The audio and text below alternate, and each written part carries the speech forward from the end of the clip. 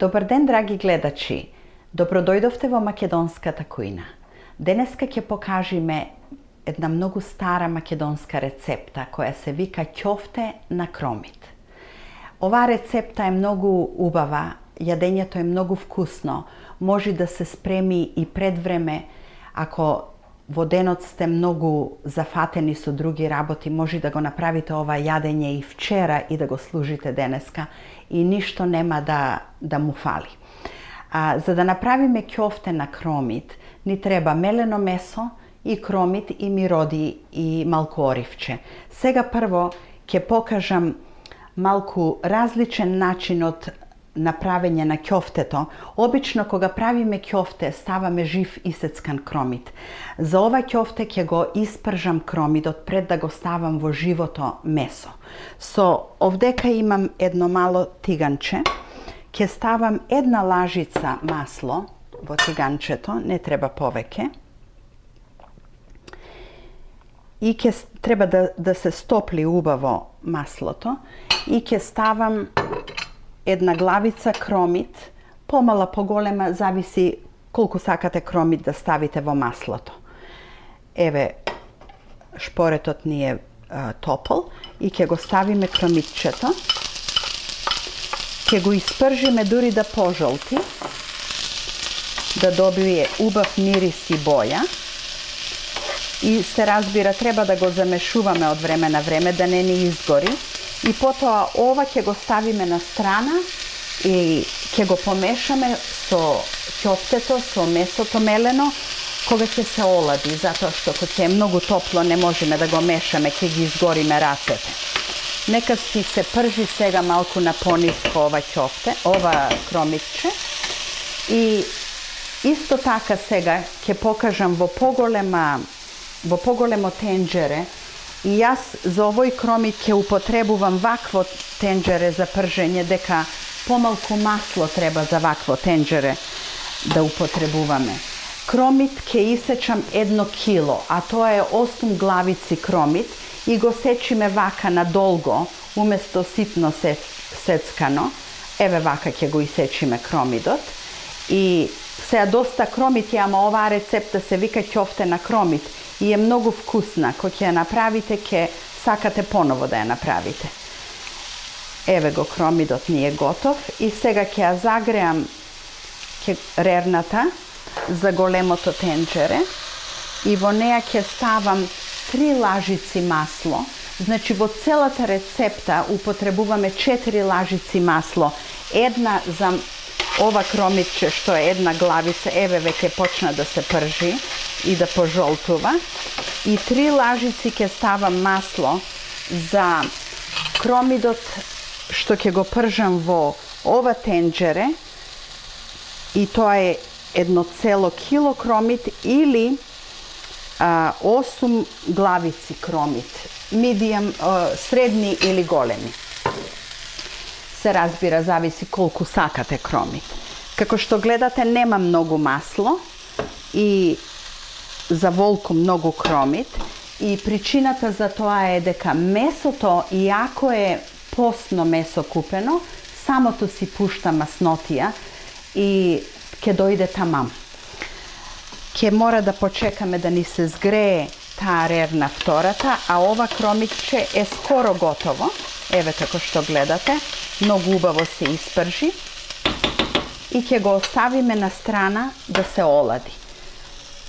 Сега всушност ова ќе го преместам тука дека е доста топло и откако ќе се стопли убаво маслото,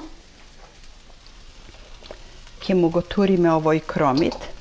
Не е готово. Треба да почне да чврчка за да се знае дека е готово, ама еве вака пробуваме да видиме дали е готово или не. Ете го почна да се пржи. Ајде уште малку нека се стопли. И сега ќе си го ставиме цел кромит. И бидејќи е многу кромит, јас откако ќе го измешам малку, ќе го покријам со еден капак за да се смекни малку кромидот. И сега додека се пржи овој кромид, ќе го ставиме малку пониско да не ни се изгори, ќе ви покажам како ќе го направиме ќофтето. Во оваа вангла тука имам 350 грама мелено месо телешко и 350 грама мелено месо свинско. Тоа значи малку повеќе од половина кило. Ќе си ставиме тука, ќе направиме вака малку дупка и ќе си ставиме во ќофтето едно јајце. Кој знае колку месо да има, едно јајце е доволно. Потоа ќе ставиме едно лажиче сол, ќе ставиме половина лажиче црна пипер и една лажица трошки од леп, а исто така ќе ставам половина чаша или спрема колку сакате макдонос. Јас сакам повеќе макдонос во ќофтето. И како што гледате, тие се миродиите што ги ставаме во ќофтето, но во меѓувреме ќе го проверам кромидот да не ни изгори. Еве, почна да се пржи убаво. Сака повеќе време затоа што е доста кромид. Па ќе го покриеме, некако се пржи. И сега ќофтето треба да го измешаме со рака, не се може на друг начин. И како што гледате вака сега, ќе си ги измешам сите работи. Убаво се да се состави заедно. И се разбира откако ги додадовме сите мироди и јајцето и се што треба во ќофтето, ќе го додадеме и прженото кромидче кое го испрживме порано и сега е веќе оладено и може да се меша. И еве сега ќе го помешаме убаво со прженото кромидче и сега ќе ги формирам ќофтињата. Еве вака малце прво како топка и потоа ќе ја сплеснам. Тоа е едно ќофте и се разбира од оваа смеса, од малку повеќе од половина кило месо излегуваат 6 убави големи ќофтиња. Се разбира, можете ќофтето да го правите и со помалку месо, помали ќофтињата, некои ги сакаат ќофтињата потопчести, некои сплеснати. Тоа е каква е вашата желба. 3. Еве сега ова е четвртото.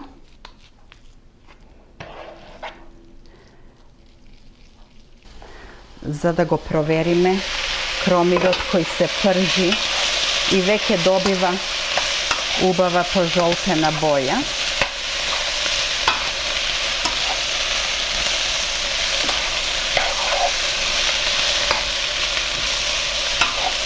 Треба да пазиме да не изгори. И сега на кромидот кој е смекнат и испржен, ќе додадеме 1 до 2 лажичиња сол, а исто така ќе додадеме и црвена пипер, 1,5 лажиче црвена пипер и ќе си го измешаме така убаво.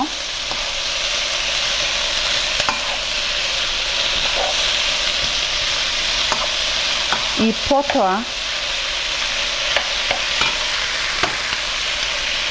ќе додадеме половина чаша ориз кој е претходно измиен и на сето тоа ќе додадеме 1 чаша водичка.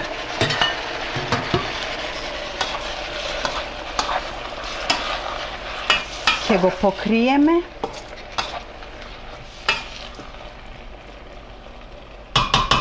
и ќе го затвориме шпоретот.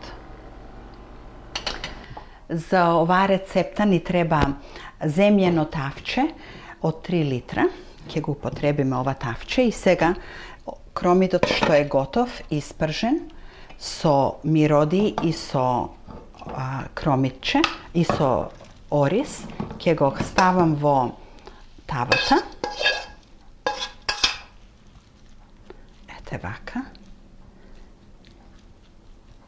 Изгледа многу убаво. И ќе си додадам во оваа тава уште малку водичка, да дособериме се, која ќе ја турам покасно. Сега над кромидот, затоа се вика оваа рецепта кромид на ќофте, ќофте на кромид, се извинувам. Над кромидот, тука имам 1 лажица брашно и 1 лажица трошки од лепче.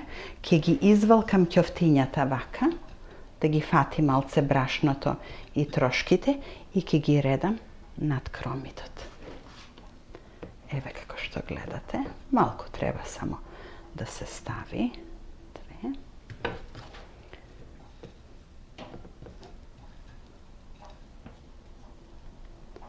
3.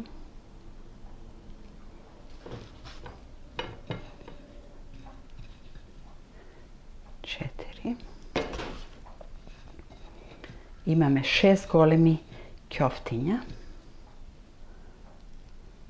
И последното. Останува малку. Значи не употребивме цела лажица брашно и цела лажица трошки. Ете така сега, убаво изгледаат. Ќе го тргнеме ова на страна. И сега ни треба еден голем домат. Рацете секој пат треба да се чистат. Ни треба еден голем домат кој ќе го исечам вака на парчиња. И ќе ставам 2, 4, 5, 6. Точно излегува 6 парчиња. И ќе ставам над ќофтето по едно убаво парче, исечен домат. И сега над доматите вака малку солца ќе ставиме над доматите и по една капка масленце вака над доматот.